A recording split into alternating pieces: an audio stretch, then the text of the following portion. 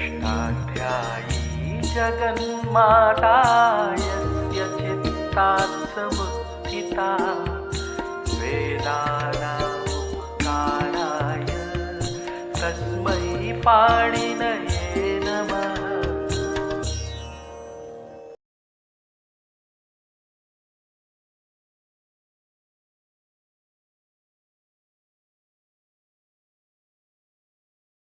नमः पाणिनये।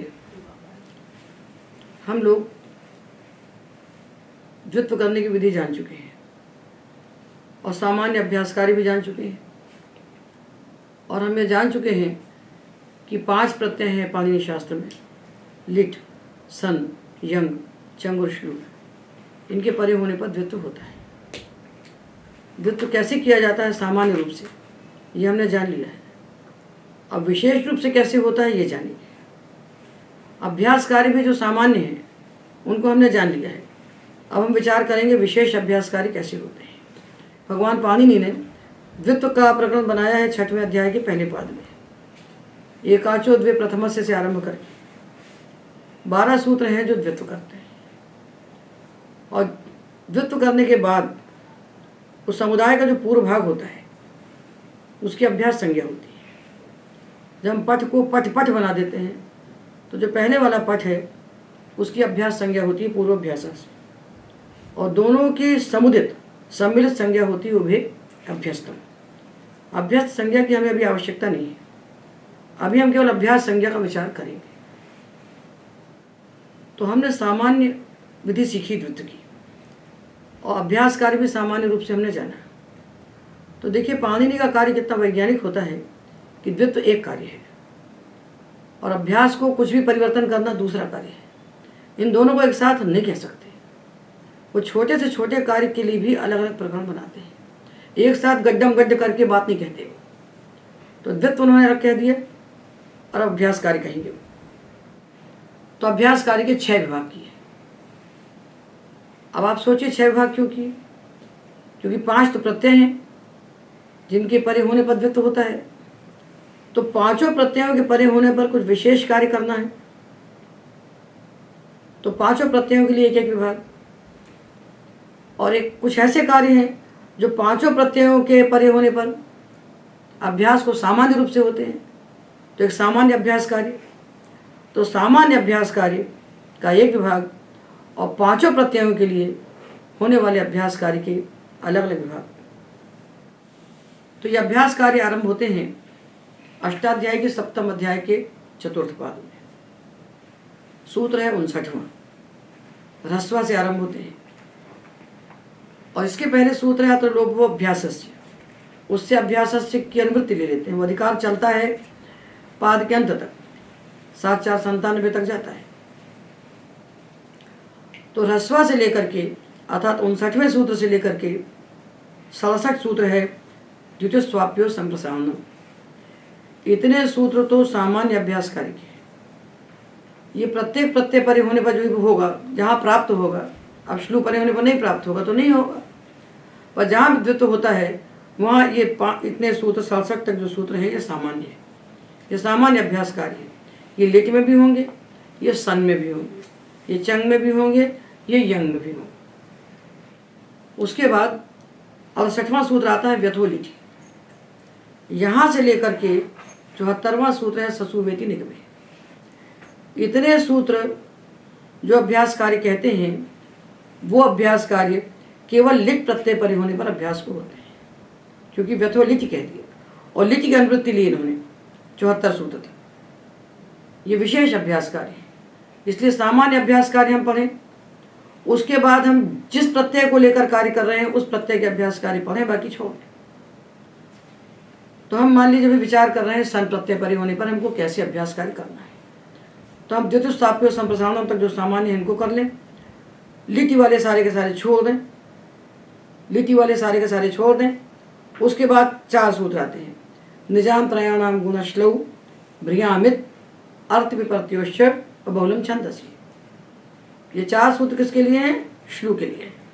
तो निजाम त्रयाणाम गुणश्लौ सूत्र से श्लौ की अनुवृत्ति जाती है नीचे वाले तीनों सूत्रों में। तो 4 सूत्र के द्वारा कहे जाने वाले जो अभ्यास कार्य हैं ये एक बार श्लू परे होने पर होंगे। भ्रियामित श्लू परे होने पर होगा। भ्रियादि 3 धातुओं के अभ्यास को इत्व केवल श्लू परे होने पर होगा। लिट परे होने पर नहीं होगा, सन परे होने पर नहीं होगा। इसलिए यदि हम सन का विचार करने जा रहे हैं तो हम लिट के कार्यों को छोड़ दें और श्लू के कार्यों को छोड़ दें और सामान्य अभ्यास कार्यों को पढ़कर सीधे हम संज्ञाता पर आए, क्योंकि अभी हम सन प्रत्यय परे होने वाले विशेष अभ्यास कार्यों का विचार करने जा रहे हैं। तो सन के लिए 3 सूत्र बनाए पाणिनि ने विशेष। ये है 79, 80 और 81। अभ्यास कार्य का जो प्रकरण है 7-4 में, उसमें सूत्र है 79, 80 और 81। संज्ञतः ओ पुय जपरे और स्रवति श्रृणोति द्रवति प्रवति प्लवति च्यवती नाम पा, ये 3 ही सूत्र हैं। उसके बाद अब चल देंगे तो गुणो जंगलों को आ जाएगा। उसके बाद हमें आगे नहीं पढ़ना है। जो लोग अष्टाध्यायी क्रम से लगातार अष्टाध्यायी पढ़ते चले जाते हैं उनका सब गड्ढम गड्ढ हो जाता है। कुछ लिख पढ़ते हैं, फिर श्लू में घुस जाते हैं, फिर सन में घुस जाते हैं, फिर यंग में घुस जाते हैं, फिर चंग में। तो सारी प्रक्रिया एक में गड्ढम गड्ढ हो जाती है। पाणिनि ने क्यों बनाया? क्योंकि अभ्यास की बात कर रहे हैं। तो सामान्य अभ्यास कार्य, विशेष अभ्यास कार्य एक साथ कहना उनका काम है, पर हमें उसमें से उतना ही ग्रहण करना है जिस प्रत्यय को हमने बैठाया धातु के सामने। हमें उतने विचार करना है, ये हमको अपने विवेक से करना है। तो पाणिनि के प्रकरण और पाणिनि के प्रकरणों के भीतर जो विभाग, उन विभागों को देखते हुए हमें प्रक्रिया की सिद्धि करना चाहिए। तो इसके बाद जो गुणों यंग लोको आएगा, यहाँ से जो अभ्यास कार्य कहे जाएंगे विशेष, ये यंग परे होने पर और यंग लुक परे होने पर अभ्यासों कहे जाएंगे। और उसके बाद सनवर लघुनि चंग परे नगलोपे से लेकर पादांत तक जो कार्य कहे जाएंगे 4 सूत्रों से, ये चंग परे होने पर होने वाले विशेष अभ्यास कार्य हैं। तो 6 विभाग इस अभ्यास कार्य के हैं। उसमें सामान्य अभ्यास कार्य हमने पढ़ लिए हैं। अब हम सन परे होने पर होने वाले विशेष अभ्यास कार्यों का विचार करेंगे और यह भी विचार करेंगे कि सन परे होने पर द्वित्व कैसे करना है या किसी प्रत्यय के परे होने पर द्वित्व कैसे करना है। ये विचार हमें इसलिए करना जरूरी है कि देखिए द्वित्व का प्रकरण है 6-1 में और अंगाधिकार आरंभ होता है 6-4-1 से लेकर 7-4 का अंतिम सूत्र ईचगुण तक। तो 6-4, 7-1, 7-2, 7-3 और 7-4 ये 5 पादों में अंगाधिकार है और द्वित्व इसके पहले। तो जब धातु के सामने प्रत्यय आता है, धातु के सामने सन आ गया, सन आ गया, तो इसके परे होने पर धातु को द्वित्व भी प्राप्त है और धातु को अंगकारी भी प्राप्त है। जैसे नी धातु से आपने सन लगाया तो संयगो कहेगा कि धातु को द्वित्व कर दो, सन्नंत यंगंत को। और सार्वधातु को आधातु क्यों कहेगा गुण कर दो। एकोझल कहेगा कि प्रत्यय को कित कर दो, तो किंगितिचा कहेगा गुण का निषेध कर दो। ची धातु आया तो सामान्य आप देखेंगे सन प्रत्यय तो अकित है, तो ची को गुण होना चाहिए। संयोग कहेगा हम द्वित्व करेंगे। सार्वधातु का आधातु क्यों कहेगा कि हम इसको गुण करेंगे। इकोझल कहेगा हम इसको कित करेंगे, तो किंगितिचा बोलेगा हम गुण का निषेध कर देंगे। तो अज्जन गमाम दीर्घ सन आएगा, वो कहेगा कि हम सन परे होने पर अजंत अंग को दीर्घ कर देंगे। अब बताइए कि हम पहले द्वित्व करें कि पहले हम अंग कार्य करें। ये समस्या है, द्वित्व करें कि पहले अंग कार्य करें। तो होता यह है कि कभी तो पहले द्वित्व होता है और कभी पहले ही अंग कार्य जो अजादेश है, जो अजादेश हैं, ये अजादेश पहले करें कि द्वित्व पहले करें। ये समस्या द्वित्व के प्रकरण में बनी रहती है। तो इसका विचार हमें करना चाहिए। तो एक सूत्र बनाते हैं पाणिनि भगवान, द्विर्वचनेची। द्विर्वचनेची तो देखिए ची धातु है, ची चाहिए, इससे हमने लगाया सन। ची धातु से हमने लगाया सन प्रत्यय, तो संयोगो कहेगा द्वित्व करो। सन्नंत यंगंत धातु को द्वित्व होता है, संयोगों में ध्यान दीजिए कि षष्ठी है, सप्तमी नहीं है। जब लिट धातु अभ्यास से कहते हैं तो लिटि में सप्तमी है, लिट परे होने पर द्वित्व होता है। और संयोगों में षष्ठी है तो सन्नंत यगंत धातु को द्वित्व होता है। तो संयोगों कहेगा द्वित्व करो, और आधातु का सेठ बढ़ा दे कहेगा गिडागम करो। एकाच उपदेश अनुदात्तात कहेगा गिडागम को निषेध करो, क्योंकि धातु अनुदात है, एकाच अनुदात अनेक धातु है। और साधातु का आधातु की ओर कहेगा गुण करो। इकोशल कहेगा कि सन प्रत्यय को कित करो, और जब कित हो जाएगा तो किंग दिशा कहेगा गुण का निषेध करो। इतना सारा प्रपंच फंसा है, तो हम कहाँ से आरंभ करें? क्योंकि जो अंगकारी है, गुण करने वाला सूत्र पर है, विरागम करने वाला, विरागम को निषेध करने वाला सूत्र पर है, और द्वित्व का सूत्र पूर्व है, 6-1 का है। तो इसके लिए व्यवस्था बनाते हैं पानी में, वो कहते हैं द्विर्वचनेची। द्विर्वचनेची का अर्थ है द्वित्व निमित्तक अच परे होने पर अजादेश नहीं होता। द्वित्व निमित्तक अच परे होने पर अजादेश नहीं होता। कब तक नहीं होता भाई? तो बोले द्वित्वे कर्तव्य, जब तक आप द्वित्व न कर लें तब तक अजादेश नहीं होता। उतनी देर तक नहीं होता जब तक द्वित्व न हो जाए। अर्थात पहले द्वित्व कीजिए और बाद में अजादेश कीजिए। पर साथ में क्या लगा विशेषण? अचि। द्वित्व का निमित्त अच परे है, तब तो द्विर्वचनेची लगेगा, और द्वित्व का निमित्त हल परे है तो द्विर्वचनेची नहीं लगेगा। तो ची धातु से आपने सन किया, तो ची धातु तो अनित है, तो इडागम हुआ नहीं। तो द्वित्व का निमित्त सन तो है पर वो आजादी नहीं है, तो यहाँ द्विर्वचनेची नहीं लगेगा। पर आपने यू धातु लिया, यू, तो देखिए सन परे होने पर यू धातु वेट है शनिवंत सूत्र से, और पूंग धातु सेठ है स्मी पूंग रजवशाम शनि सूत्र से। इन दोनों के हमको रूप बनाना है इडागम पक्ष में। तो यू धातु से जो हमने सन परे होने पर इडागम किया तो बना यू, इट और सन, और पूंग तो सेठ ही है, इसे एक ही बनेगा, तो पू, इट और सन, यू, इट, सन, और पू, इट, सन, ये स्थिति है।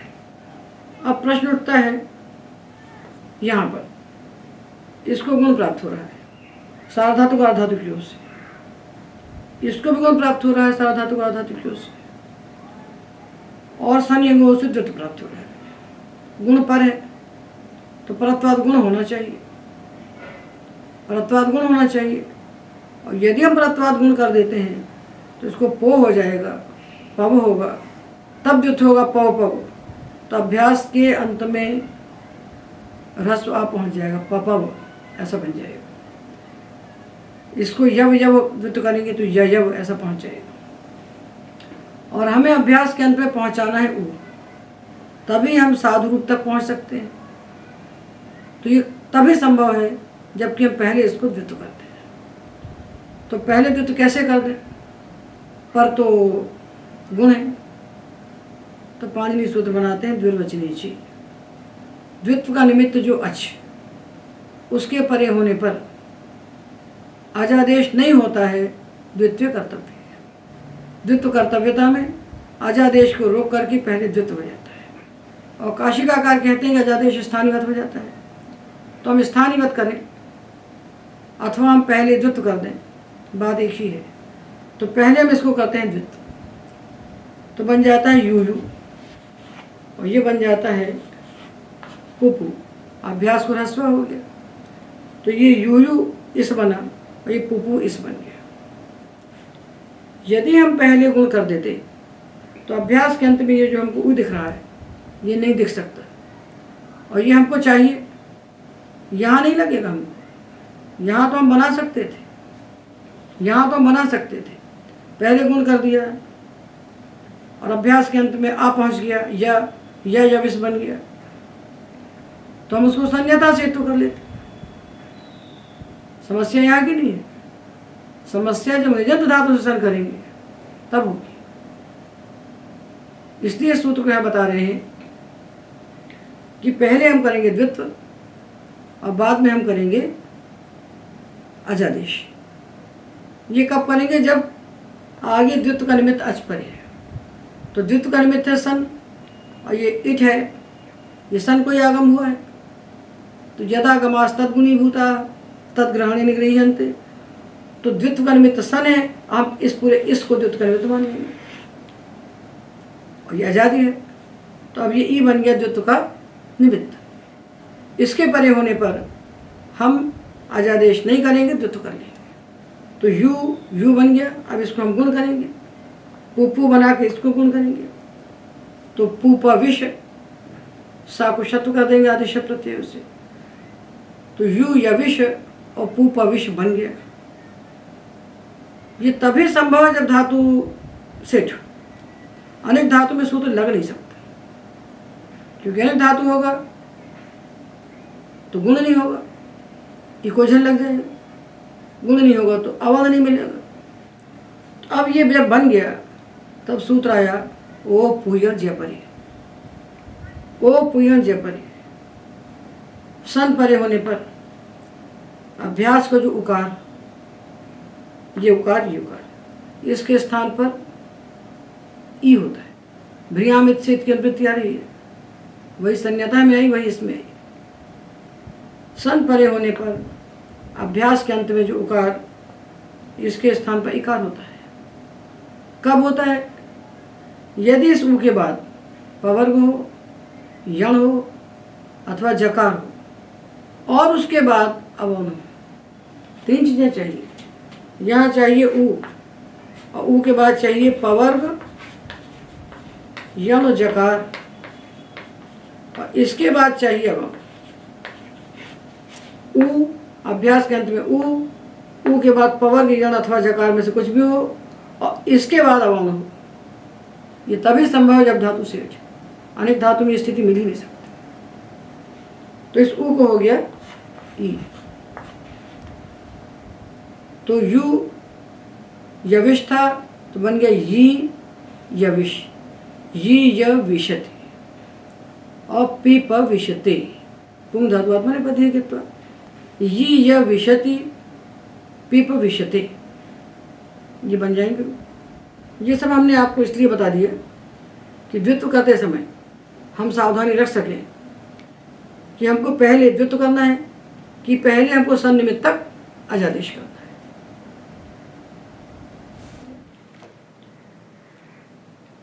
और यदि सन प्रत्यय को इडागम नहीं हुआ, तब क्या करेंगे आप? तब आप पहले अजादेश कर लेंगे और बाद में द्वित्व करेंगे।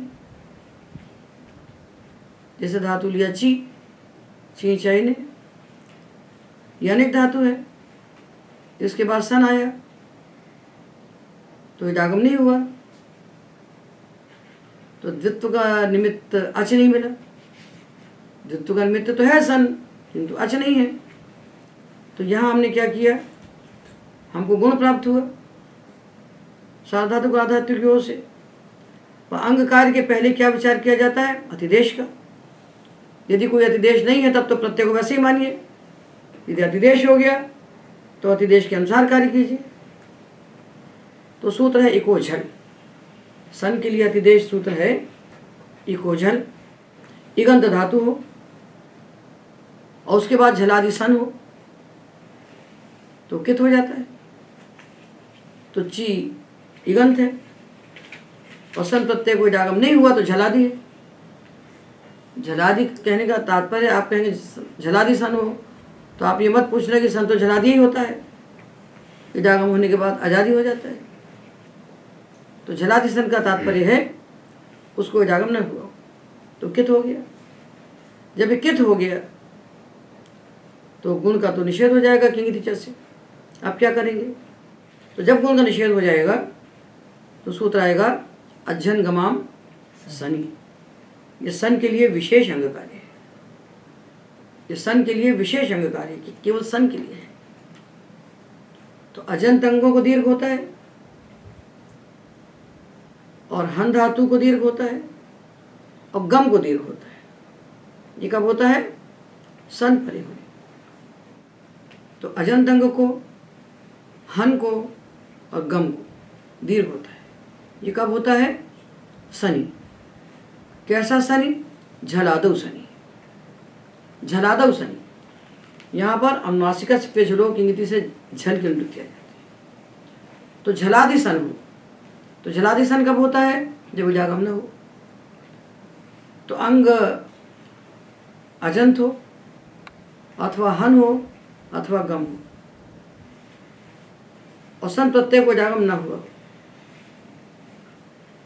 तो इनको दीर्घ हो जाएगा। तो ची इसको दीर्घ हो जाएगा। पहले हम दीर्घ कर लेंगे और बाद में करेंगे द्वित्व, क्योंकि यहाँ पर द्विर्वचने ची नहीं लगेगा, आजादी सन नहीं है। तो पहले हमने इसको ची बना दिया दीर्घ, ची और सन। तो ची और सन, इस ची स इस पूरे की धातु संज्ञा है, सन्नंद धातु संज्ञा पूरे की है। तो इस पूरे को द्वित्व प्राप्त होगा संयोगों से। हलादि धातु है तो किसको होगा द्वित्व? प्रथम अवयव एकाच। हलादि धातु के प्रथम अवयव एकाच। तो अजादि अनेकाच धातुओं के द्वितीय अवयव एकाच को द्वित्व होता है। बाकी सारी धातुओं के प्रथम अवयव एकाच को द्वित्व होता है। तो हमने ची को द्वित्व किया, फिर उसको ह्रस्व किया तो चिचीश बन गया। इसकी धातु संज्ञा हुई, इसकी धातु संज्ञा हुई सनाद्यंता धातु से। फिर उसने वर्तमान लट लगाया।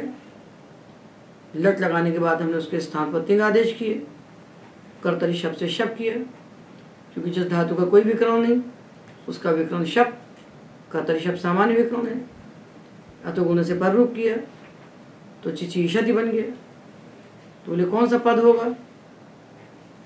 तो सन्नंद धातुओं के लिए पूर्ववत सना, जो पद पहले था सन्नंद धातु का वही पद होगा।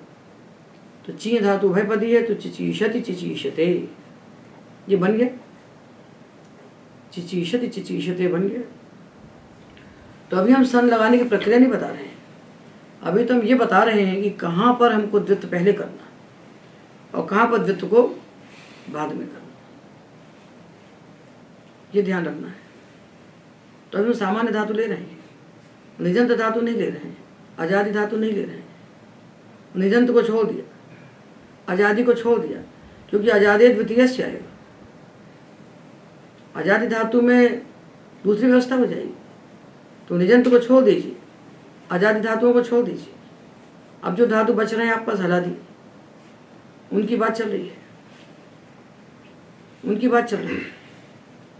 तो इनमें हम यदि सन को जागम कर देंगे तो उस द्वित्व निमित्तक अच के परे होने पर हम अजादेश नहीं करेंगे, पहले हम द्वित्व करेंगे।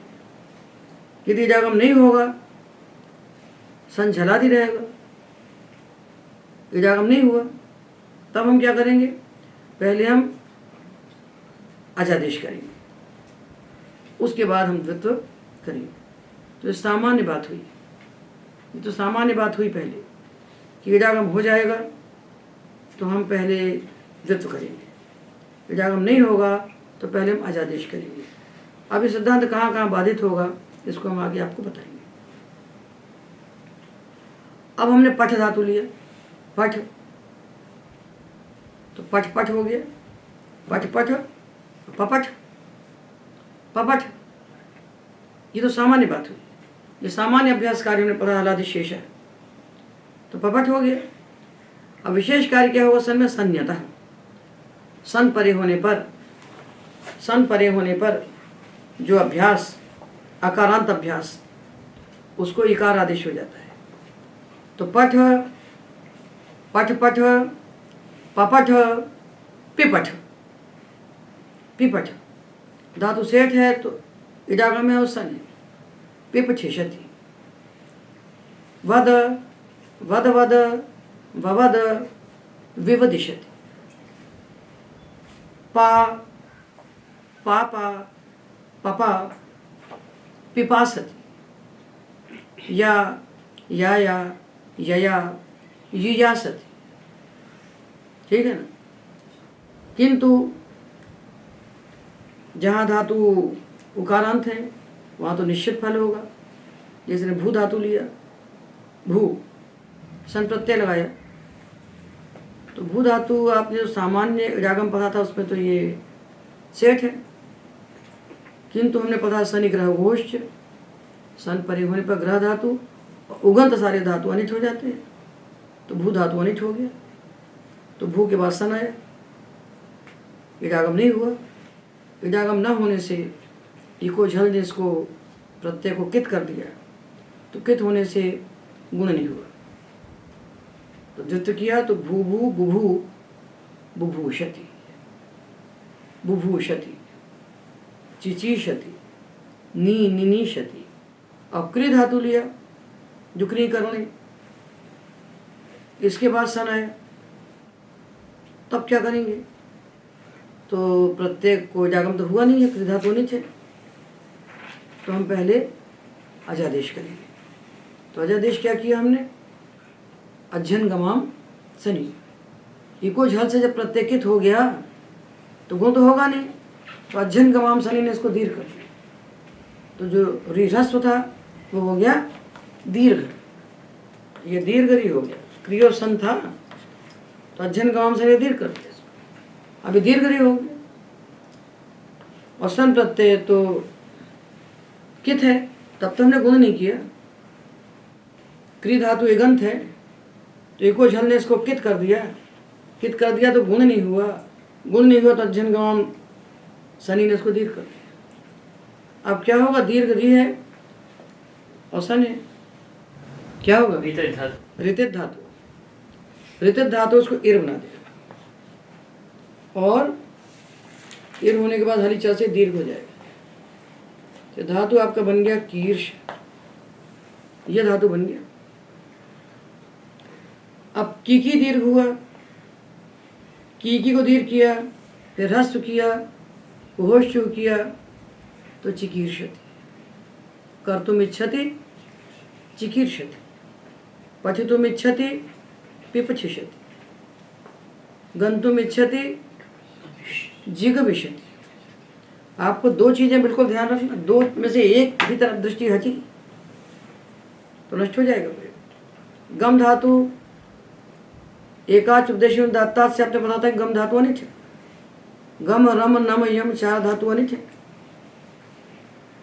किंतु फिर गमे रित परस्मै पदेशु सकारादि प्रत्यय परे होने पर, परस्मै पद पर सकारादि प्रत्यय परे होने पर गम धातु को इडागम हो जाएगा। गम धातु हो, उसके बाद सकारादि आधातु प्रत्यय हो, और उसके बाद परस्मै पद हो, तो जागम हो जाता है। तो जिगमिषति, तो गम गम जगम, और जिगम हो गया। संयता ने अभ्यास को इत कर दिया, अभ्यास के अत के स्थान पर इत हो गया, तो जिगमिषति बन गया। और गम धातु जब आत्मनेपदी होगा तो कब होता है आत्मनेपदी? एक तो समोगम ऋच्छिभ्याम से हो जाता है आत्मनेपद, और दूसरा जो इंग धातु है, इंग अध्ययन, इसका आदेश जो गम है, सन परे होने पर इंग अध्ययन धातु को गम आदेश होता है, तो इंग धातु आत्मनेपदी है, तो गम आदेश भी आत्मनेपदी होगा। इसको जागम नहीं होगा, क्योंकि परस्मै पद में कहा है जागम, तब गम और सन जब आएगा तो जागम नहीं होगा। तो क्या होगा? तब अध्ययन गमाम शनि से दीर्घ हो जाएगा, गम को गाम हो जाएगा, और मकार को अनुस्वार हो जाएगा।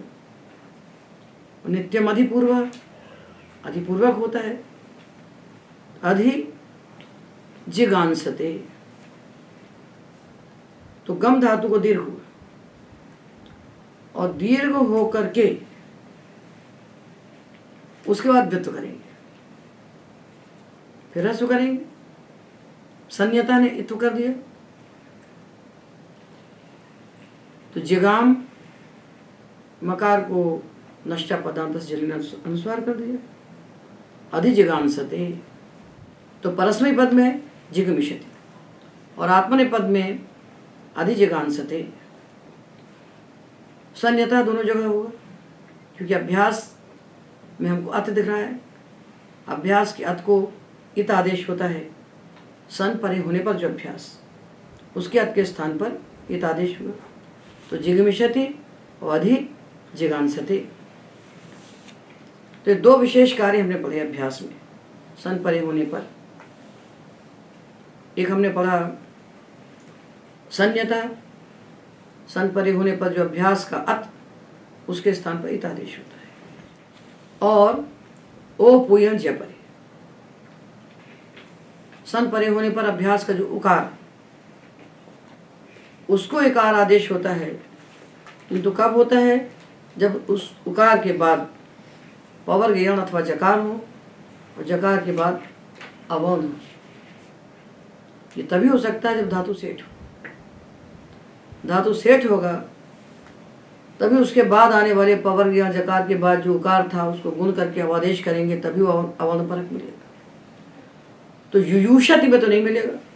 यु धातु वेठ है, जब यु धातु कोई जागम नहीं किया, तो जब जागम नहीं किया तो अज्जन गमाम शनि ने उसको दीर्घ कर दिया। पहले हमने दीर्घ कर लिया, बाद में हमने द्वित्व किया और अभ्यास को रस्त करके युयुषति बना दिया। अब जब इडागम नहीं हुआ तो सन प्रत्यय कित हो गया। इडागम नहीं हुआ तो झलादि सन प्रत्यय कित हो गया, इको झल से। जब कित हो गया तो गुण नहीं हुआ। यु धातु को जब इडागम नहीं किया तो उसके बाद आने वाला सन प्रत्यय झलादि हमको मिला, तो झलादि सन होने से इको झल से वो कित हो गया। कित हो गया तो गुण नहीं हुआ, गुण नहीं हुआ तो अवादेश नहीं हुआ, अवादेश नहीं हुआ तो अभ्यास के ऊ के बाद हमको यण तो मिल रहा है, पर उसके बाद हमको अवर्ण नहीं मिल रहा। तो अभ्यास का ऊ हो, उसके बाद पवर्ग यण और जकार हो, उसके बाद अवर्ण हो, ये तभी संभव है जब सन प्रत्यय सेठ हो। और कितना हुआ? तो धातु गुण हुआ होगा, तभी हमको अवर्ण मिलेगा परे।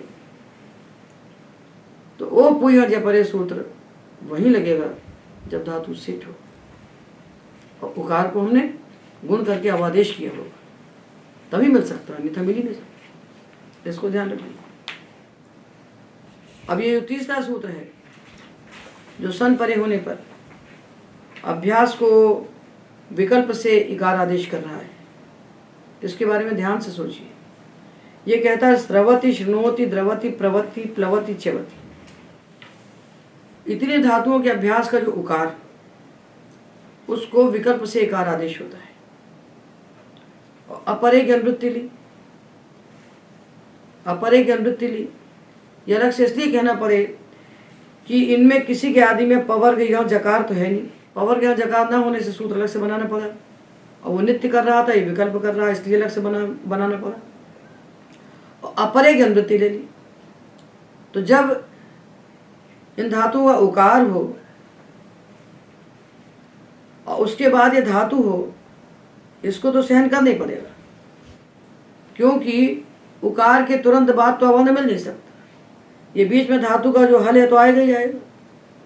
वचन सामर्थ्याद एक वर्ण का व्यवधान तो सही है, सहन करना ही पड़ेगा। सूत्र कह रहा है इन धातुओं का उकार,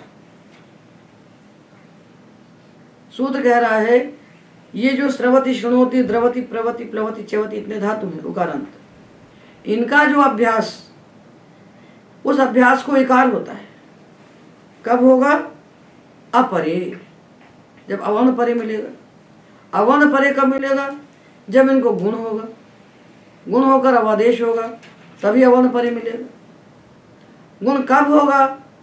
जब इडागम होगा, तभी तो गुण होगा। इडागम नहीं होगा तो सन प्रत्यय कित हो जाएगा, जलादि सन कित हो जाएगा।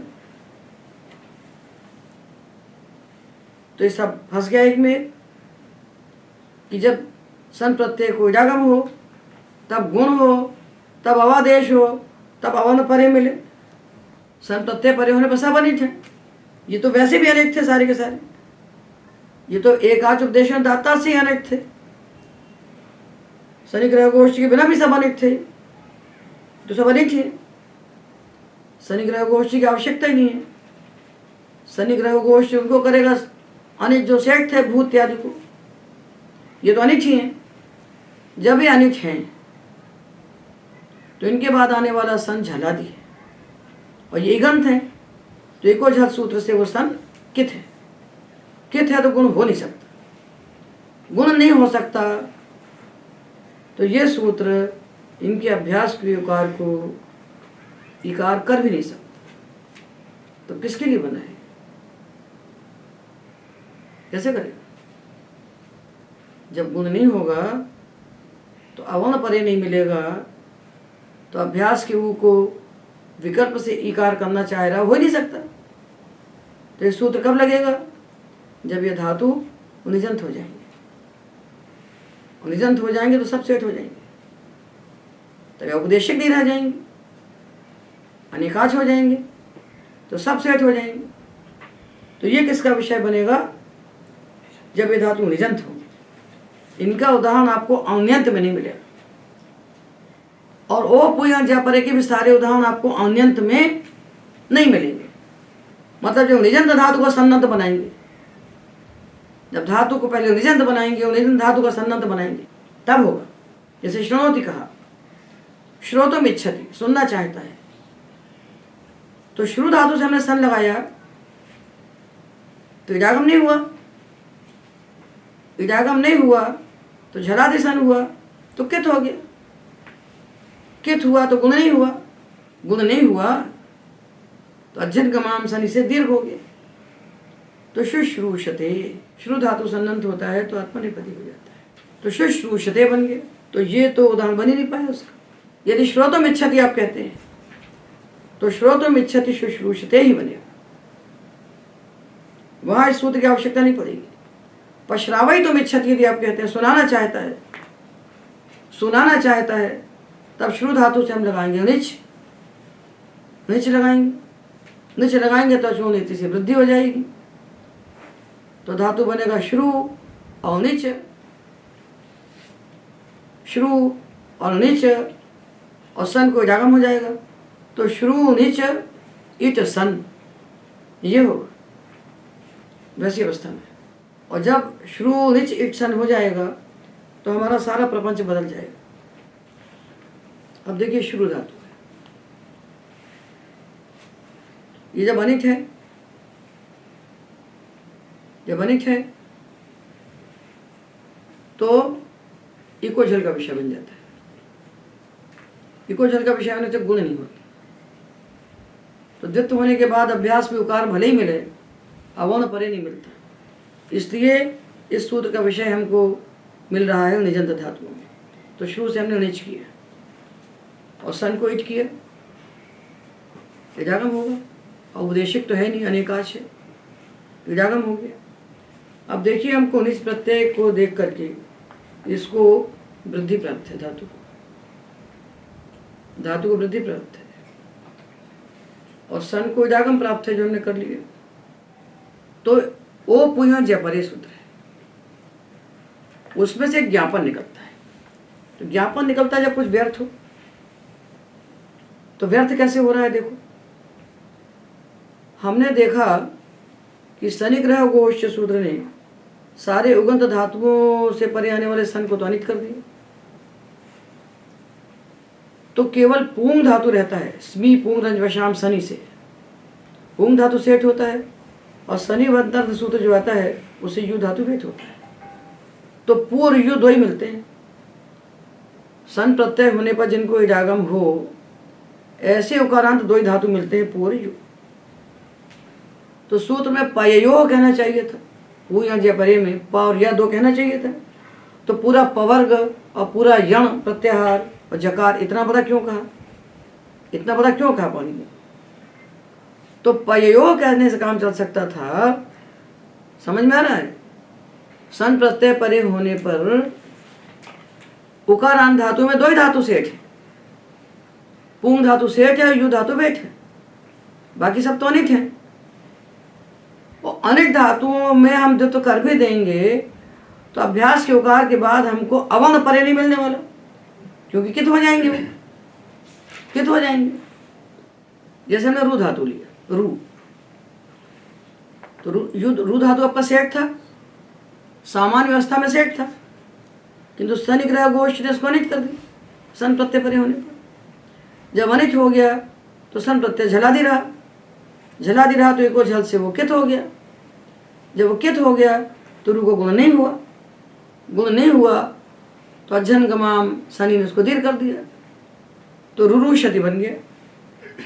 तो अभ्यास के अंत में ऊ है, उसके बाद रा जो है ये यण है, उसके बाद अवर्ण नहीं मिल रहा है। उसके बाद अवर्ण कब मिलेगा? जब उसको गुण होगा तभी अवर्ण मिल सकता है, गुण हो गया आदेश होगा तभी तो अवर्ण मिलेगा ना।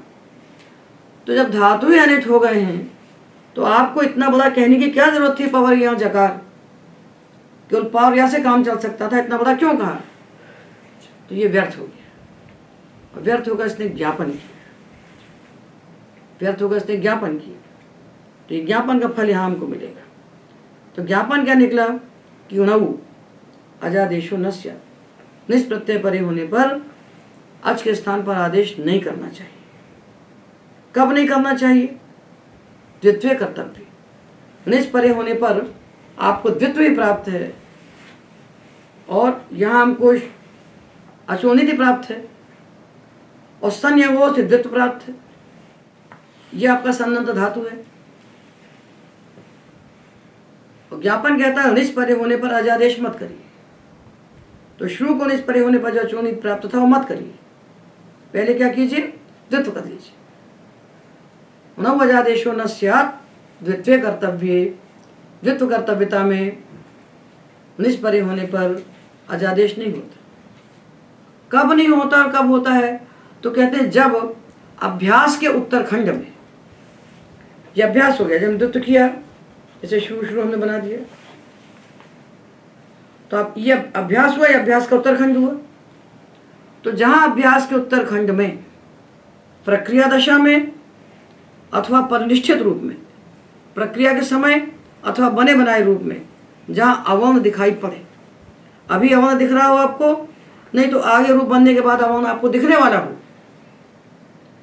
ऐसा यदि धातु है तो आपको निस परे होने पर अजादेश नहीं करना चाहिए, पहले द्वित्व कर लेना चाहिए।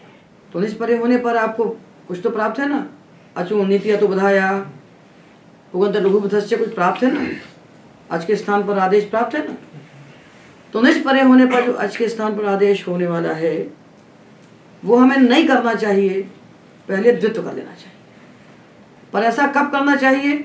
जब अभ्यास के उत्तरखंड में अवर्ण पहले से विराजमान हो या अवर्ण हो जाने वाला हो, अवर्ण हो जाने वाला हो। तो देखिए शुरू धातु है, अब इसके उत्तरखंड में अवर्ण आपको तो नहीं दिख रहा है, नहीं दिख रहा है ना। तो देखिए शुरू है, शुरू को निस परे होने पर आप करेंगे तो वृद्धि प्राप्त होगी, द्वित्व कर देंगे तो इसको वृद्धि होगी, वृद्धि करने के बाद इसको औ हो जाएगा, औ होने के बाद इसको आव हो जाएगा, अवर्ण दिख जाएगा। शुरू को वृद्धि करके आप श्रव बनाएंगे, फिर आवादेश करेंगे तो उत्तरखंड में आपको, अभ्यास के उत्तरखंड में आपको आव अभी नहीं दिख रहा, दिखेगा आगे। पू पौ पाव, लू लव लाव, यू यव याव, श्रु श्रव श्राव, क्षु क्षौ क्षाव, मिलेगा ना। युकारांत धातु जो हैं इनके उत्तरखंड में आपको अवर्ण जब मिलने वाला हो, जब मिलने वाला हो तो अवर्ण कब मिलेगा? जब उसको गुण या वृद्धि कुछ होंगे तभी तो अवर्ण मिलेगा। गुण ही नहीं होगा तो ऊ को अवर्ण कैसे बन जाएगा?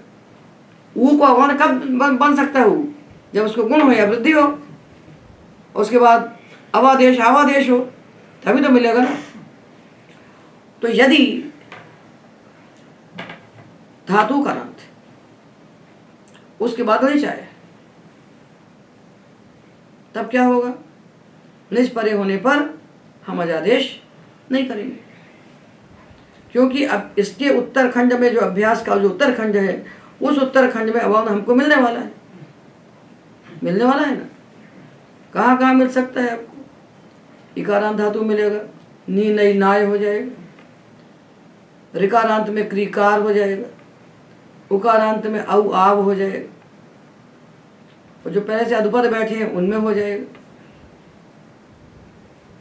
तो आप सबको देख लीजिए, फिर जहाँ फल मिलेगा उसको देख लेना। तो निच परे होने पर अंग को जो अजादेश प्राप्त है, वो अजादेश हमें नहीं करना चाहिए। कब नहीं करना चाहिए? जब अभ्यास के उत्तरखंड में, अभ्यास के उत्तरखंड में अवर्ण दिख रहा हो आपको, या दिखने वाला हो, प्रक्रिया दशा में दिख रहा हो, या परिनिष्ठित रूप में दिखने वाला हो। ऐसे धातुओं में हमको निच परे होने पर अजादेश नहीं करना चाहिए। तो क्या करना चाहिए? द्वित्व कर देना चाहिए, क्योंकि अजादेश करने वाले सारे सूत्र पर हैं और द्वित्व करने वाला सूत्र पूर्व है। अब देखिए यहाँ शुरू धातु को आपको द्वित्व प्राप्त, क्योंकि ये धातु सन्नंत है, तो संयोग हो कहता है द्वित्व करो, ये 6वें अध्याय का है। और अचोनिति कहता है वृद्धि करो, ये 7वें अध्याय का है, पर है। तो परत्वाद वृद्धि को होना चाहिए ना, परत्वाद वृद्धि को होना चाहिए, द्वित्व को नहीं होना चाहिए। और हमें पहले करना है द्वित्व, तो कुछ उपाय बनाना पड़ेगा ना। द्वित्व से वृद्धि पर है, तो परत्वाद तो वृद्धि होना चाहिए ना, और हमें करना है द्वित्व। और ये द्वित्व निमित्तक कछ है नहीं, द्वित्व निमित्तक कछ तो ये है, द्वित्व का निमित्त निष्ठ हो रहे हैं, द्वित्व का निमित्त तो इट है, सन, ये है द्वित्व का निमित्त, ये तो है नहीं। तो निजंत धातुओं में हम क्या करते हैं? निच परे होने पर अजादेश नहीं करते, पहले द्वित्व कर लेते हैं। किन धातुओं में? जिन धातु में हमको अवर्ण दिख रहा है अभ्यास के उत्तरखंड में, या दिखने वाला है, या अपनी बुद्धि में सोच लेंगे, हम प्रक्रिया जानते हैं ना, सोच लेंगे, तो उन धातुओं में पहले हम कर देंगे द्वित्व। अच्छा, द्वित्व कर दिए तो क्या बन गया? ये श्रु था, ये बन गया श्रु श्रु। फिर हलादे शेष आया तो ये बन गया शुश्रु, शुश्रु बन गया ना। इसके बाद निच का ई आया, और इट का ई आया, और सन आ गया। शुरू शुरू को द्वित्व किया, शुरू को द्वित्व किया तो शुश्रु हो गया। फिर हमने हलादे शेष किया तो शुश्रु बन गया। ये निच का ई है, तो उसकी वृद्धि हो गई तो बन गया श्रव। अब ये हो गया श्राव, ठीक है। और इट को मिलाया तो श्रावी बन गया। अब ये सन है, इसका जागम का ही है, इससे इसको क्या होगा? साधातु को आधातु से गुण, तो इसको श्रावी को श्रावे हो गया, और इसको श्रावय हो गया। क्या बन गया धातु? शुश्रावयिष्यति, शुश्रावयिष्यति, शुश्रावयिष्यति। यदि इसको आपने पहले वृद्धि कर ली होती तो श्रु श्रव श्राव हो जाता, फिर द्वित्व करते तो अभ्यास में अवर्ण मिल जाता, अवर्ण मिल जाता तो आप संयता से उसको ई कर देते। ऊ कहाँ से करते? तो शिश्रा वैश्यति तो बन जाता, शुश्रा वैश्यति बन ही नहीं सकता था, नहीं बन सकता था, टेढ़ा नहीं है। तो चित्त को स्थिर करिए, सब पूरा दिखेगा। तो यहां पर ये जो शु है, यदि आपने पहले वृद्धि कर दी होती तो यहाँ ऊ आ ही नहीं सकता था, यहाँ ऊ आ ही नहीं सकता था। और ये कह रहा है इस श्रु धातु के अभ्यास के ऊ को विकल्प से ई करना है, ये कह रहा है। तो एक बार शुश्रा वैश्यति और एक बार शिश्रा वैश्यति। ये कब हो सकता है? ये तभी हो सकता है जब आप पहले द्वित्व करते हैं, अन्यथा संभव नहीं। अन्यथा शिश्रा वैश्यति तो बन जाता, संयता मिल जाता। अभ्यास में आ को देखता तो संयता कर सकता था इत्व, पर शुश्रा वैश्यति असंभव था। ये जितने भी धातु हैं, ये जितने धातु हैं, इनमें उकारांत अभ्यास असंभव था यदि आप पहले वृद्धि कर देते तो निच अजादेशो न स्यात् द्वित्वे कर्तव्य, निच परे होने पर अजादेश नहीं होता, द्वित्व कर्तव्य था। ये आप जानिए कब नहीं होता, यत्र अभ्यासस्य उत्तरखंडे, अभ्यास का जो उत्तरखंड है उसमें आद्य अच, पहला अच, उसका आद्य अच, यत्र अवना दृश्यते प्रक्रियायां पर निष्ठिते व रूपे, जहाँ अभ्यास के उत्तरखंड में जो आद्य अच है वो अवन हो, चाहे प्रक्रिया दशा में हो और चाहे परिनिष्ठित रूप में, तत्रैव अयं निषेध है, ये निषेध वहीं लगता है। कौन सा निषेध, निच अजादेशो न स्यात्, ये निषेध वहीं लगाना, सब जगह नहीं लगाना। वहाँ तो दुरचनेची काम करेगा, और निजंत हैं तो सेठ होने के बाद भी दुरचनेची वहाँ नहीं काम कर सकते, तो वहाँ ये ज्ञापन काम करे। तो अब इसका फल क्या होता, यदि ये ज्ञापन नहीं होता तो क्या होता, ज्ञापन नहीं होता तो इन सारे धातुओं के अभ्यास को इकार हो जाता, संयता से उकार नहीं हो सकता था। तो शिस्त्रा वैशति और सुस्त्रा वैशति, शृणोति, शिश्रा वैशति, शुश्रा वैशति, ध्रु, दिद्रा वैशति, दुद्रा वैशति, प्रू, पिप्रा वैशति, उप्रा वैशति, और प्लू, पिप्ला वैशति और पुप्ला वैशति, और च्यू, चिच्या वैशति और चुच्या वैशति। ये दो बन गए, ये हमने देख लिया। अब रहा ओ पुय जपरी में जो प और या कहने से काम चल सकता था, वहाँ जो पूरा पवर एवं जकार कहा, उसका फल भी हमको निजंत धातुओं को सन्नद्ध बनाने में मिलेगा, क्योंकि वहाँ तो सब सेट हो जाएंगे। अन्यंतावस्था में सन परे होने पर केवल पूम धातु सेठ है और यू धातु वेठ है, पर ये जब सारे धातु उकारांत धातु, जितने भी उकारांत धातु हैं, पूर्व यू को छोड़कर सारे अनिट हो रहे हैं, पर निच हो गया से यू निजंत हो गए, तब तो सबके सब सेट हो जाएंगे। तब हमको इसकी जरूरत पड़ेगी, तब हमको इसकी आवश्यकता पड़ेगी। तो भू धातु से हमने निच लगाया और सन लगाया, इट हो गया। तो भू, निच, इट, सन, इस अवस्था में हम अचो नित्य को रोक करके द्वित्व कर देंगे, तो होगा कि अभ्यास में उकार पहुंच जाएगा। जब अभ्यास में उकार पहुंच जाएगा तो हमको उस उकार के बाद भा मिलेगा। भू धातु में भू भू किया, बुभू किया, अब आगे निच है तो उसको औ होना है, वृद्धि होना है, आव होना है, तो भू भू भाव बननी है, अवन मिलने ही उत्तरखंड में, तब उस ऊ को हम ई बना देंगे, अभ्यास के ऊ। तो विभा वैशति, विभा वैशति, पिपा वैशति, और माँ मूंग धातु लीजिए, मिमा वैशति, पाफा बाभा माँ, तो बा से तो कोई धातु मिल नहीं रहा है कारण, और फा से भी नहीं मिल रहा है, तीन मिलेंगे। तो पिपा वैशति, विभा वैशति, मिमा वैशति। अब 11 अलावा देख लो, तो यू, तो यिया वैशति, और रू रिरा वैशति, और लू लीला वैशति। और जू धातु सौत्र है, सौत्र है सूत्र में है, धातु पाठ में नहीं है, तो जिजा वैशति, ये बन जाएगा। अब अगर आप कहें, आपके मन में शंका पड़े कि भाई यदि हम भू धातु को पहले वृद्धि कर देते, भू भू भाव बना लेते, फिर हम द्वित्व करते तो बभाव बन जाता, तो हम संयता से कर लेते, तो इसकी क्या जरूरत है, इसकी क्या जरूरत है?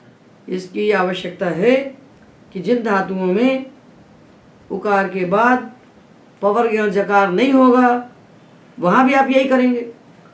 जैसे क्षु धातु आप लेते, क्षु, उसको भी आप पहले वृद्धि करते और क्षु क्षौ क्षाव बनाते और फिर अभ्यास में जाके संयता करते तो चिक्षा वैशरी बन जाता।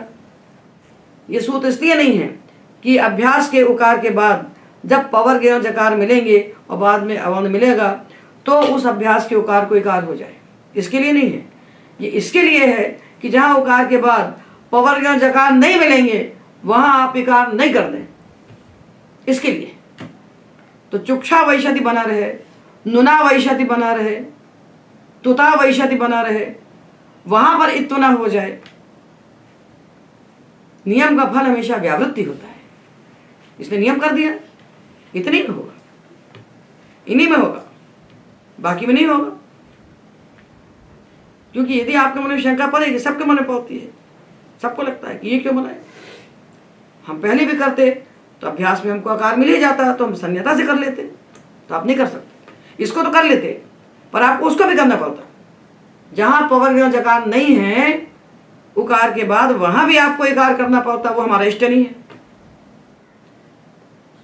तो इसका फल क्या हुआ कि हम अभ्यास के अंत के उकार को देखें और उसके बाद पवर ज्ञ जकार को देखें, उसके बाद अवर्ण को देखें, इतने में इत्व होगा। और जिन धातुओं में अभ्यास के उकार के बाद पवर ज्ञ जकार नहीं मिल रहा है तो अवर्ण परक होने के बाद भी उस अभ्यास के उकार को हम इकार न करें, इसके लिए। तो हमने दो निषेध देखे, एक द्विर्वचनेज का निषेध देखा कि द्वितीय निमित्त तक अच परे होने पर अजादेश नहीं होता है, द्वित्व हो जाता है। द्वितीय कर्तव्य अजादेशो न स्यात्, द्वितीय निमित्ते अचि अजादेशो न स्यात् द्वितीय कर्तव्य। द्वितीय निमित्त तक अच परे होगा तो अजादेश मत करिए। अजादेश यानी अच के स्थान पर जो भी कार्य होने वाला है, साधातु का आधातु क्यों अचोंदी जो कुछ भी होने वाला है, अच के स्थान पर जो आदेश होने वाला है वो मत करिए, पहले द्वित्व कर लीजिए। पर ये कब करना है? जब द्वितीय निमित्त तक अच परे हो। तो द्वित्व का निमित्त अच कौन होगा? जो सन को होने वाला है जागम है। द्वितीय निमित्त है सन, उसको होने वाला जो जागम है उसका अवयव है, उसका भाग है, इसलिए वो बनेगा द्वित्व का निमित्त। निश्चित द्वित्व का निमित्त नहीं है। तो निश्च परे होने पर हमको दूसरा ज्ञापन बनाना पड़ा। निच अजादेशो न स्यात्, वो कहता है द्विर्वचने अच्छी कि द्वितीय निमित्त तक अच परे होने पर अजादेश नहीं होता, और ये कहता है निच परे होने पर अजादेश नहीं होता, क्योंकि यहाँ निच जो है द्वित्व का निमित्त नहीं है। तो निच अजादेशो न स्यात् द्वित्वे कर्तव्य, निच परे होने पर अजादेश नहीं होता है, द्वित्व की कर्तव्यता। समझ गए? कब नहीं होता? जब अभ्यास के उत्तर खंड में आपको अवर्ण दिख रहा हो अपनी आंख से या दिखने वाला हो आपकी अकल से, तो आप वहां अजादेश मत कीजिए, द्वित्व कर दीजिए। ऐसा करने से अभ्यास में उकार पहुंचेगा और उकार बना रहेगा।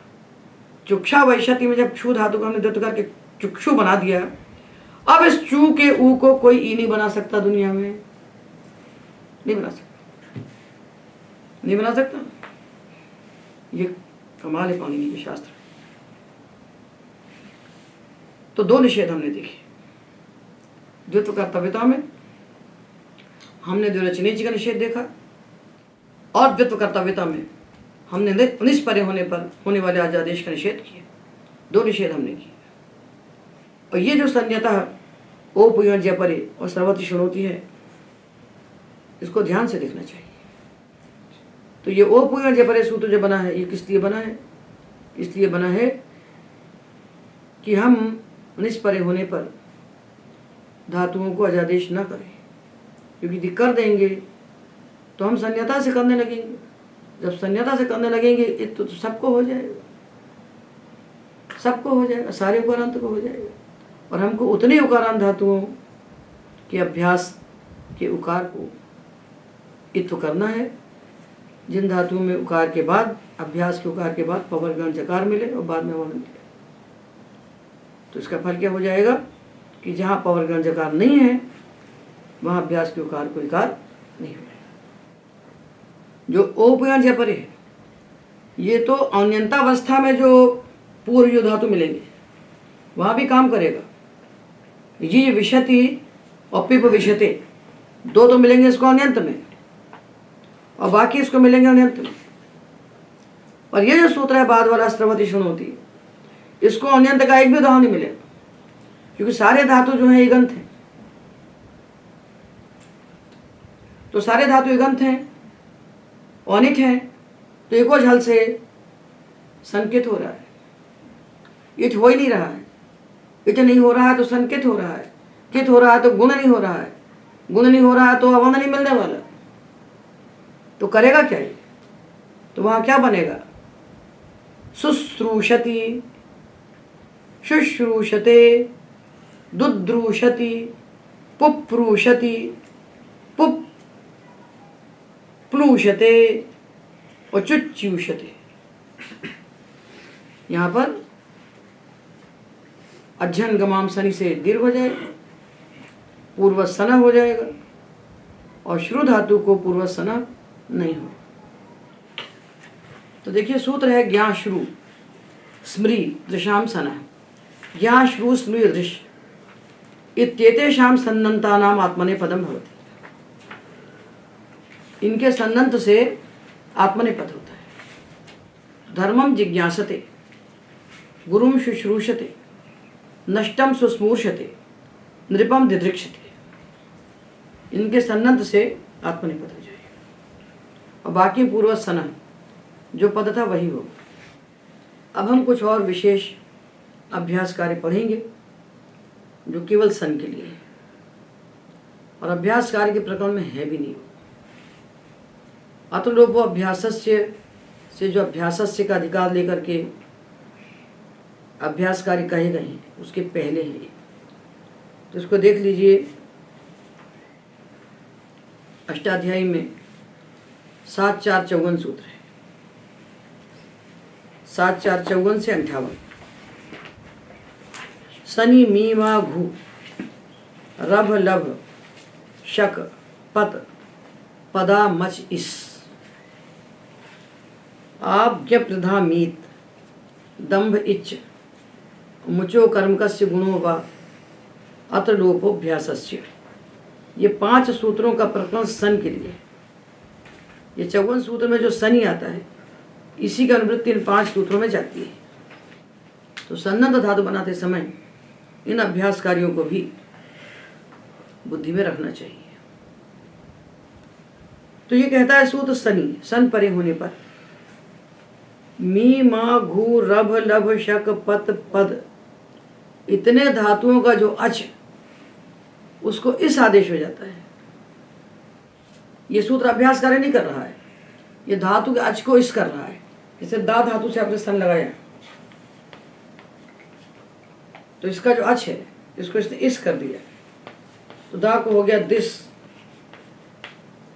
दिस और सा। ये अभ्यास कार्य नहीं है, ये सन परे होने पर होने वाला अंग कार्य है। तो ये दा जो था दिस बन गया, इसके बाद सा आया, अब संधि कर दीजिए, ये आर्धातुक सा है तो सस्य आर्धातु के सूत्र से इस सा को ता हो जाएगा। तो ये बन गया दित्स, ये बन गया, अभी हो गया धातु तो नहीं थे। ये हो रहा है सकारादौ शनि, सकारादि सन प्रत्यय परे होने पर हो रहे हैं कार्य, सकारादि सन परे होने पर अनेक धातुओं में हो रहे हैं। तो द्वित्व का निमित्त अच्छा ही नहीं, तो सब कार्य हो जाएंगे। अब जब दित बन गया या दिस बन गया, मत कीजिए दित बन गया अथवा दिस बन गया, तो इसको द्वित्व करेंगे हम, अभ्यास कार्य करेंगे, तब तो दित्सति बन जाएगा और अभीष्ट है दित्सति।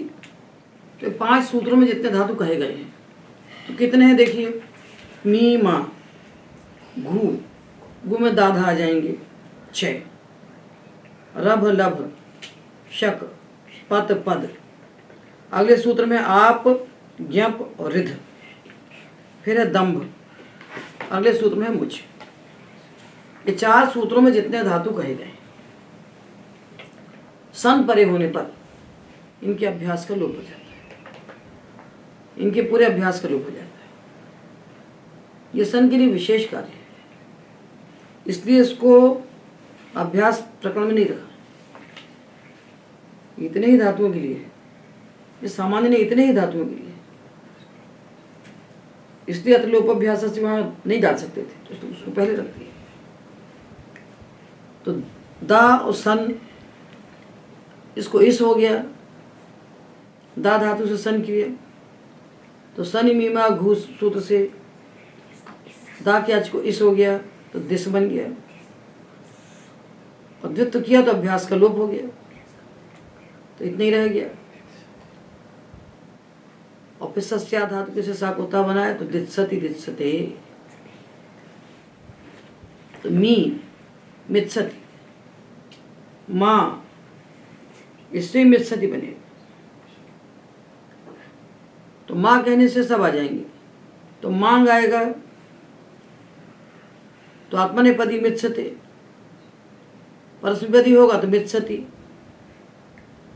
और दा दित्सति दित्सते, और धा दित्सति दित्सते, और रभ, रभ में जो आ है इसको इस हो गया, तो क्या बन गया?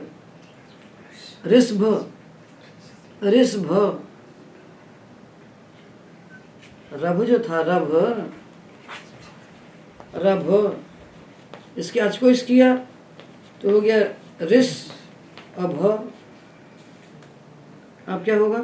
इसको संयोग आदि और अंत्य चल होगा, ये संयोग है और ये झन है, इसको से सा का लोप कर देंगे, और उसके बाद भा को खरीचा से पा, रिप्सते,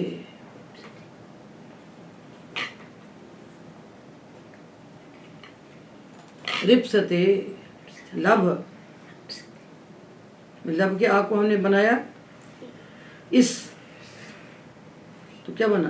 लिप्सते, लिप्सते, लिप्सते, लिस्भ बन गया, लिस्ब, सा का लोप किया, साकल्प किया, लिप्सते, रिप्सते, लिप्सते, लिप्सते, और पद पित्सति, और पद पित्सते, पद दिवादिगण का है, आत्मनेपद, पित्सते।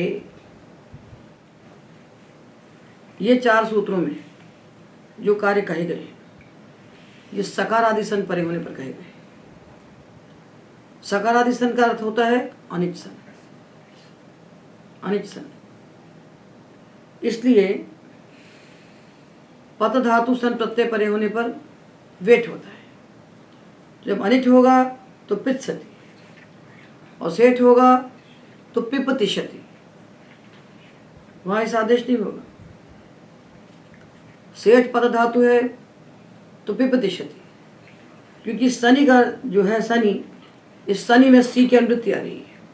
कहाँ से? सस्य धातु के, सस्य धातु के अर्थ क्या है? सह सी आर धातु के, सी न सकारादु, तो सस्य धातु के से सी की इसमें अनुवृत्ति है, सी न सकारादु, सकारादौ शनि परतः ये शाम धातु नाम अच्छा स्थाने इस इत्यादेशो से, शनि परतः ये शाम धातु नाम अच्छा स्थाने इस इत्यादेश से, सन परे होने पर सकारादौ शनि परतः, सकारादि सन परे होने पर सकारादौ शनि परतः सूत्र पठिता नाम धातु नाम अचस्थाने इस इत्यादेशस्य, सकारादि सन परे होने पर इन धातुओं के अच के स्थान पर इस आदेश होगा। और यदि ये सकारादि नहीं रहा, यदि सन सकारादि नहीं रहा, इडागम हो गया, तो इस आदेश नहीं होगा। तो अनिट पद धातु से पित्सति और सेठ पद धातु से पिपतिशति, आप ज्ञप और रिध, इन धातुओं के अच के स्थान पर ईत आदेश होता है, दीर्घ ई, उसको इस आदेश हुआ था, इन्हें ईत आदेश होता है। आप धातु अनिट है, अनिट है, सन को जागम नहीं हुआ, इस आ को ई आदेश हो गया, ईप्स बन गया। अभ्यास का लोप ही हो जाना है। जो तो करिए अभ्यास का लोप कर दीजिए। ईप्सति, आप तुम इच्छति, पाना चाहता है। ईप्सति, देखिए ज्ञप है, युणिजंत है, चुरादिगण का है, तो इसका तो पूर्व प्रतिषेध से लोप कर देते हैं। और जो आ बचता है इसको ई आदेश कर देते हैं। तो गीप सती, गीप सती, सकार आदि सन चाहिए। सकार आदि नहीं होगा तो जिज्ञपैषति, इडागम हुआ तो जिज्ञपैषति। ये ऋद्ध धातु है, ये सन प्रत्यय परिणाम पर वेट है। जब इडागम होगा तो ये सूत्र नहीं लगेगा। इडागम होगा और इडागम नहीं होगा। जब नहीं होगा तो सूत्र लगेगा। तो क्या कहता है, ऋद्ध धातु के अच के स्थान पर ई आदेश होता है। तो ऋद्ध का अच है री, इसके स्थान पर ई हुआ और रप्रा से रपर हो गया, तो बन गया ईर्ध। धा के बाद सा आया तो खरीचा से चर्त हो गया, इसको त हो गया। ईर्त्सति, अभ्यास का लोप हो गया। ईर्त्सति, और जब इडागम हो गया तो सकार आदि नहीं रहा, जिसको ईद आदेश नहीं हुआ, तब इसको द्वित्व हुआ। द्वित्व कैसे हुआ, किसको द्वित्व होगा, द्वित्व होगा धी। पर धी को द्वित्व करने के पहले गुण हो जाएगा, पहले गुण हो जाएगा तो अर्धी बनेगा। पहले अर्धी, अर्धी में जो रा है उसको छोड़ देंगे, नंदरा संयोग आदय से, और धी धी को द्वित्व कर देंगे, धिस धिस द्वित्व कर देंगे, उस सा को पकड़ देंगे। तो विजागम करने पर अर्धिधिषति, विजागम न करने पर ईर्षति। और दंभ इच्छ, दंभ के अच को इत और ईत दोनों आदेश होंगे। दंभ और सन, देखिए दंभ और सन, इस आ को ई हुआ, ह्रस्व दीर्घ दोनों हुए विकल्प से। एक बार दी हो गया, एक बार दी हुआ, इत और ईत।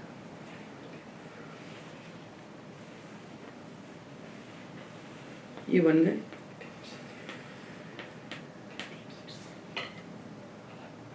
ये बन गए। अब क्या हो, अब क्या होगा, अब ये होगा कि सूत्र आ जाएगा हलंताच। हलंताच पाणिनि ने बहुत सावधानी से युगपद नहीं कहा है, वो कहते हल हो, एक के समीप हल हो। एक है, एक के समीप ये हल है, एक समीपाद हल, युगपद नहीं कहा, एक के समीप हल है। तो उसके बाद आने वाला जो झलादि सन है वो कित हो जाता है, तो सन कित हो गया। कित होने से क्या हुआ, अनिर्ता अनुपदया की दिशा स्ना का लोप हो गया। जितने भी आपको यम गणनम दिखते हैं उपधा में, वो सब ना होते यदि उसके बाद झले। तो इसको याद कर लो, वो अनुस्वार परसवन होके बन गए हैं, वो ना ही है, नकारज है सब, तो लोप हो गया। अब जब लोप हो गया तो एकाचो बशो भश प्राप्त हो गया, उससे बश के स्थान पर भश हो गया। तो धिप्सति धीप्सति, धिप्सति धीप्सति। पाणिनि का शास्त्र माया के सप्तावरण का भेदन करके आर पार देखता है कि यहाँ इत किया और सन को कित भी करना है उनको, तो यदि युगपद कह देते तो इसको नहीं हो सकता था, उसको युगपद नहीं किया दम्भ के पीछे। तो सन कित हुआ तो ना का लोप हुआ, ना का लोप हुआ तो भश हो गया, दीप्सति दीप्सति, अभ्यास का लोप हो गया। जब सकार आदि सन नहीं होगा तब दिदम भिषति, शनि बनता तो सूत्र में दम्भ धातु पढ़ा गया है, जो सन परे होने पर दम्भ धातु से परे आने वाले सन को वेट करता है, विकल्प सेट करता है। तो इजागम नहीं हुआ तो धिप्सति धिप्सति, इजागम हुआ तो दिदम्भिषति। मुचो कर्म कस्य गुणो वा, मुच धातु हो और अकर्मक हो तो सन परे होने पर उसको गुण हो जाता है विकल्प से। मुच यानी छोड़ता है, बछड़े को छोड़ता है देवदत्त तो सकर्मक है, बछड़ा छूटना चाहता है तो अकर्मक है। तो अकर्मक मुच धातु होगा तो उसको गुण हो जाएगा विकल्प से। जब गुण होगा तो अभ्यास का लोप होगा। तो मुच धातु लिया, मुच और सन, मुच और सन, बछड़ा छूटता है, छोड़ा नहीं जाता है, अकर्मक है तो गुण हो गया। गुण हुआ चोकु हो गया तो मोक्षते वत्सः स्वयमेव, बछड़ा खुद ही छूट जाता है।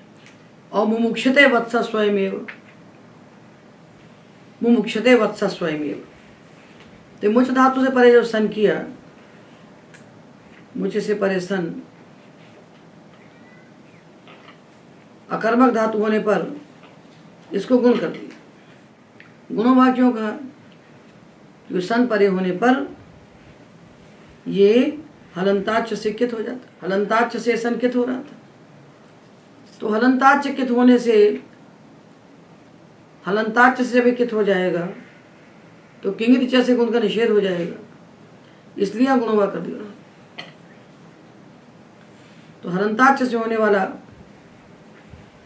जो कित्व था, तो हलंताक्ष इति कित्व प्रतिषेधो विकल्पिते। और जब सकर्मक होगा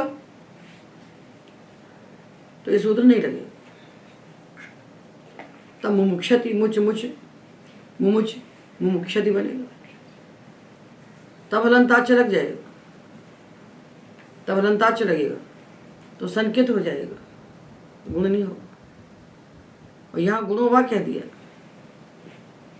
तो यहाँ भी क्यों कहा गुणोवा? क्योंकि हलंताक्ष तो यहाँ भी लग रहा था, उसके लगने से कित्व होने से गुण का निषेध हो रहा था, तो यहाँ गुणोवा कहने से गुण यहाँ पर हो गया। तो मोक्षते वत्स स्वयमेव, मुमुक्षते वत्स स्वयमेव। और जब सकर्मक हुआ तो सूत्र नहीं लगा, तो देवदत्ता वत्सम मुमुक्षति, देवदत्त बछड़े को छोड़ना चाहता है। इसके बाद सूत्र दिया अत्र लोपोभ्यासस्य।